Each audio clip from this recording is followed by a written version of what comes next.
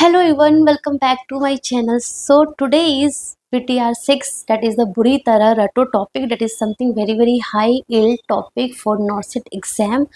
This topic you should know very clearly. मतलब इसका जो कॉन्सेप्ट है आपके माइंड में एकदम ऐसे रिटन होना चाहिए, ठीक है. So that is the ECG changes in hypokalemia and hyperkalemia. इस topic something very important, like every time one MCQ comes from this topic. Every time I can say every time, ठीक है ना. So normal potassium level सबको पता है 3.5 to 5.5 milliequivalent per litre is the normal potassium level. So ठीक है. So mild hyperkalemia कब बोलेंगे? If potassium level is 5.5 to 6.5 and इसमें ECG कैसा हो जाएगा? 10 शेप का हो जाएगा. कैसे? जो हमारा टी वेव है ना, this T wave becomes 10 shape का हो जाएगा. मतलब कि tall, narrow, symmetrical T wave in mild hyperkalemia. Tall T symmetrical T wave in mild hyperkalemia. अगर थोड़ा सा और बढ़ गया 6.5 to 7.5 इन मॉडरेट में क्या हो जाएगा? This P wave going to flat. P wave क्या हो जाएगा? फ्लैटनिंग होना स्टार्ट हो जाएगा एंड पी आर इंटरवल उसकी वजह से क्या होगा? प्रोलॉन्ग हो जाएगा. ठीक है ना. पी आर इंटरवल प्रोलॉन्ग हो जाएगा plus Q R S complex भी क्या हो जाएगा? वाइडन हो जाएगा.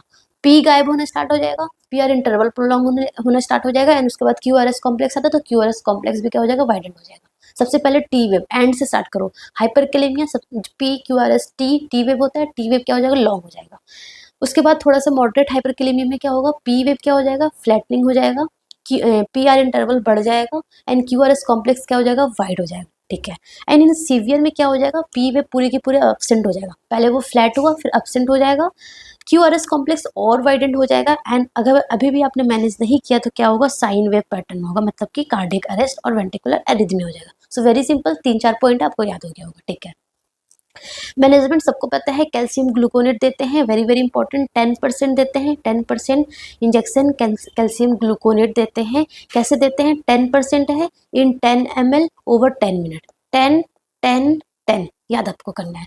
Injection calcium gluconate 10% in 10 minute over 10 minute in 10 ml. 10 ठीक है ना. उसके अलावा और क्या देते हैं? हाइपरटोनिक ग्लूकोज देते हैं. उसमें रेगुलर इंसुलिन मिक्स करते हैं. मतलब D50 डेक्सट्रोज 50% एंड उसमें हम 10 यूनिट्स क्या मिक्स करते हैं? रेगुलर इंसुलिन मिक्स करते हैं. एंड उसके बाद लाइक बहुत ज़्यादा सीवियर केसेस में अभी भी मैनेज नहीं होता तो हीमोडायलिसिस वगैरह भी करवाते हैं. ठीक है ना. सो आपको बेसिकली कैल्शियम ग्लूकोनेट का याद करना है और hypertonic glucose plus regular insulin का याद करना है. ठीक है ना. उसके बाद आता है हमारा ECG changes in hypokalemia. So hypokalemia में क्या होगा?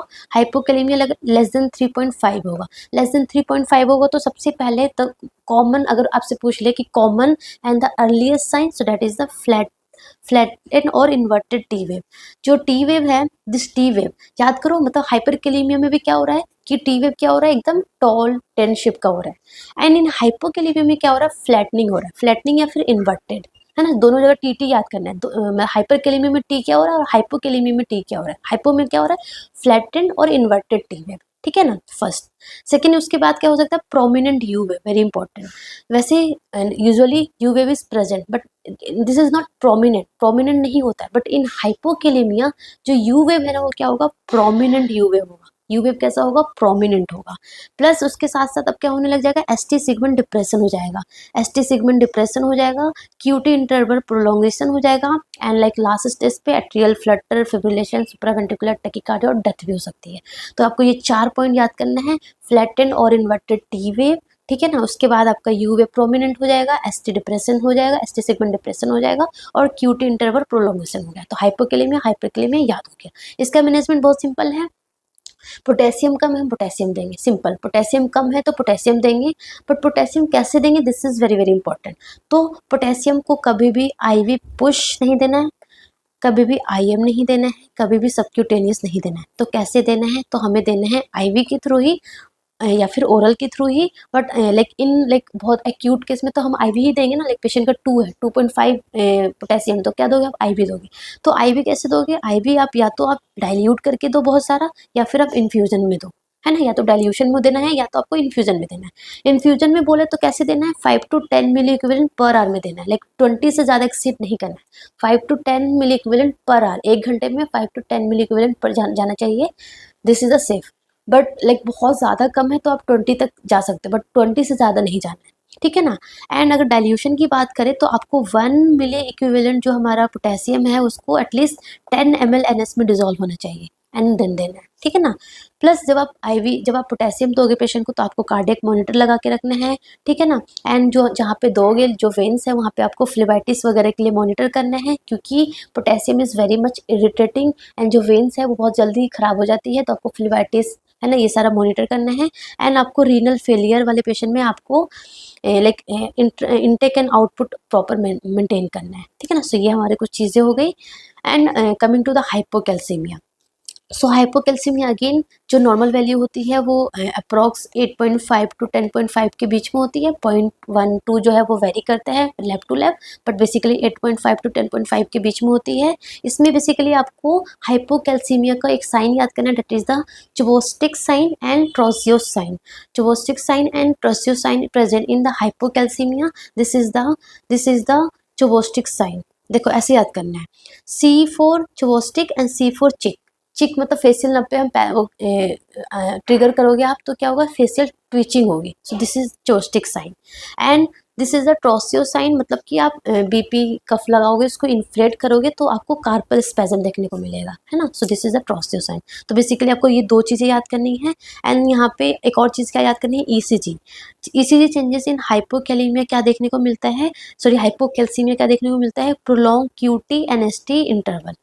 QT एंड ST इंटरवल क्या होता है, प्रोलॉन्ग होता है। Prolong QT and ST interval, very important sign. Prolong QT and ST interval, ये आपको साइन याद करना है। तो हाइपोकैल्सीमिया में Chvostek sign, Trousseau sign, and second thing is the prolong QT and ST interval, ठीक है। सो ये हो गया हमारा हाइपोकैल्सीमिया का। कमिंग टू द हाइपरकैल्सीमिया, मतलब कि मोर देन 10.5 होगा तो क्या देखने को मिल जाएगा। इसमें आपको क्या बेसिकली याद करना है कि लाइक किडनी स्टोन्स होने के चांसेस है, क्योंकि कैल्शियम ज़्यादा हो रहा है तो किडनी स्टोन्स होने के चांसेस है, पॉलीयूरिया पॉलीडिप्सिया वगैरह होगा, बोन फ्रैक्चर होने के चांसेस है। मोस्ट इंपॉर्टेंट है ईसीजी चेंजेस। ईसीजी चेंजेस में क्या देखने को मिलेगा, शॉर्ट एंड QT इंटरवल। वहाँ पे हाइपो में क्या हो रहा था, QT इंटरवल प्रोलॉन्ग हो रहा था, बट यहाँ पे क्या होगा, QT इंटरवल क्या होगा, शॉर्टेंड होगा। ST सेगमेंट डिप्रेशन होगा, ST segment and widen T wave, जो टी वेव है वो वाइडेंड होगा, ठीक है ना। सो ये हमारा हाइपरकैल्सीमिया का हो गया, ये हमारा हाइपोकैल्सीमिया का हो गया, ठीक है। उसके बाद angle of administration of injection, very important. So अगर इमेज के बेस पे भी आ सकता है या फिर आपसे डायरेक्टली पूछ सकते हैं। सो इंट्रामस्कुलर कैसे देते हैं, 90 डिग्री पे देते हैं। कहाँ कहाँ साइड पता है आपको, डेल्टॉइड में देते हैं, ठीक है ना। और कहाँ देते हैं, वेस्टस लेटरालिस में, जो बेसिकली बच्चों में देते हैं। और क्या होता है, डोर्सोग्लूटियल होता है, जो मोस्टली नहीं प्रेफर करते हैं क्योंकि सियाटिक नर्व डैमेज होने के चांसेस बहुत ज़्यादा होता है। और एक हमारा होता है वेंट्रोग्लूटियल, जो कि सेफेस्ट प्लेस है फॉर एडल्ट, ठीक है ना। तो ये 4 साइट हो गया। सबक्यूटेनियस हम 45 डिग्री पे देते हैं, कहाँ पे देते हैं, सबक्यूटेनियस टिश्यू में देते हैं। इंट्रामस्कुलर मसल में देते हैं। इंट्रावीनस वेन्स में देते हैं अप्रॉक्स 25 डिग्री पे। एंड इंट्राडर्मल कितने डिग्री पे देते हैं, 10 to 15 डिग्री पे देते हैं। कहाँ देते हैं, डर्मिस में देते हैं, ठीक है ना। बेसिकली जो हमारा AST होता है ना, AST एंटीबायोटिक ससेप्टिबिलिटी टेस्ट जो होता है एलर्जिक के लिए चेक जो करते हैं उसके लिए, प्लस जो हमारी वैक्सीन होती है लाइक BCG वगैरह वो हम देते हैं। और आजकल जो हमारा एक और वैक्सीन होगी ना, रेबीज, एंटी रेबीज वैक्सीन, वो भी इंट्राडर्मल देने लगे, है ना, ठीक है। सो ये हम आपको पता होना चाहिए। उसके बाद GCS is very very important. So GCS में आपको क्या क्या पता होना चाहिए, GCS ग्लासगो कोमा स्केल, है ना, to assess the level of consciousness check करते हैं। इसमें 3 कंपोनेंट्स होते हैं, ये 3 कंपोनेंट आपको याद करना है, EVM, E4, V5, M6, याद हो गया। बस ये चीज़ें याद करो, आपको सब कुछ याद हो जाएगा। EVM, E4, V5, M6। So E is the I response, best response क्या है 4, ठीक है, 3, 2 and 1। 1 is the worst response, 0 नहीं होता है, GCS में 0 नहीं होता है, ठीक है ना। सो 4 में क्या करेगा पेशेंट, 4 में पेशेंट क्या करेगा, स्पॉन्टेनियसली ओपनिंग आई, स्पॉन्टेनियस करेगा। एंड 3 में साउंड पे करेगा, आप बोलोगे जो भी नाम है, जब आप बोलोगे तो करेगा। एंड 2 पे पेन पे करेगा, जब आप पेन दोगे तब आईज ओपन करेगा। एंड 1 पे नो रिस्पॉन्स, तो हम उसको 1 देंगे।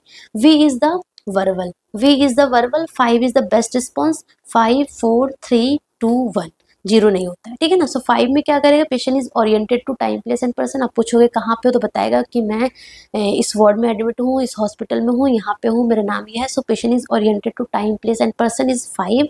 4 मतलब कि आप उससे पूछोगे आप कहाँ हो तो वो बहुत कंफ्यूज होगा, बोल पाएगा बट बहुत कंफ्यूजली बोलेगा। सो 4 एंड 3 में मतलब कि जस्ट वो सिंगल वर्ड्स में कुछ कुछ बोलेगा, सो दैट इज द 3 देंगे। एंड 2 में जस्ट वो साउंड प्रोड्यूस करेगा, आ ओ ऐसा कुछ साउंड प्रोड्यूस करेगा, ठीक है ना। And 1 is no response at all, ठीक है ना। M is the motor response, motor response में भी हमारा 6 बेस्ट रिस्पॉन्स होता है, 6 5 4 3 2 1। तो 6 में क्या होगा कि कमांड फॉलो करेगा, जो भी आप पेशेंट को बोलोगे कि हाथ ऊपर करो, जीभ बाहर निकालो, आंख बंद करो, तो कमांड फॉलो करेगा, दैट इज द 6। 5 में क्या करेगा, कमांड फॉलो नहीं करेगा, बट आपने लेट सपोज आपने यहाँ पे पेन दिया तो वो अपना पूरा हाथ यहाँ पे लेके आएगा, so move to the localise stimulation of the pain, तो आप 5 दोगे। 4 मतलब कि विड्रॉल रिस्पॉन्स टू पेन, मतलब जो आपने यहाँ पे पेन दिया तो यहाँ पे हाथ तो नहीं लेके आ पाएगा बट विड्रॉ करेगा, सो that is the 4। Abnormal flexion जिसको हम क्या बोलते हैं, डिकॉर्टिकेट बोलते हैं, उसको हम 3 देंगे। एंड जब आप पेन दोगे तो एबनॉर्मल एक्सटेंशन होगा तो उसको आप क्या बोलोगे, 2 बोलोगे, मतलब कि डिसेरिब्रेट। एंड 1 में नो रिस्पॉन्स, ठीक है ना। सो इसका 1 to 15 पॉइंट्स होते हैं, 1 to 15 पॉइंट्स होते हैं, ठीक है ना। सबसे वर्स्ट कितना होता है, 3 इज द वर्स्ट, सबसे वर्स्ट होता है हमारा 3 एंड बेस्ट होता है हमारा 15, ठीक है ना। सो लोवेस्ट स्कोर इज 3, मतलब कि इंडिकेट डीप कोमा में पेशेंट है। मैक्सिमम स्कोर इज 15, मतलब कि फुल्ली अवेक और हेल्दी, मतलब हेल्दी तो नहीं बोल सकते, फुल्ली अवेक है जो पेशेंट है। माइल्ड ब्रेन इंजरी में जो स्कोर आएगा 13 to 15 आएगा, मॉडरेट में लाइक समवेयर अराउंड 9 to 13 आएगा, सिवियर में 3 to 8 आएगा। 3 to 8 is known as comatose client, तो आपको बेसिकली 3 to 8 वाला याद करना है कि कोमाटोज क्लाइंट का जो GCS स्कोर होता है वो 3 to 8 होता है। And 3 is the deep coma और डेथ वाला स्टेज होता है, ठीक है ना। सो ये आपको EVM में याद करना है। उसके बाद this one is the decorticate position. Decorticate में क्या होता है, देखो डीकॉर्टिकेट तो C शेप बनाएगा, है ना, डीकॉर्टिकेट, डीकॉर्टिकेट। ये बेसिकली अगर मिड ब्रेन में डैमेज होता है तो डीकॉर्टिकेट पोजीशन होता है, like abnormal flexion, abnormal flexion, abnormal flexion, ठीक है ना, डीकॉर्टिकेट।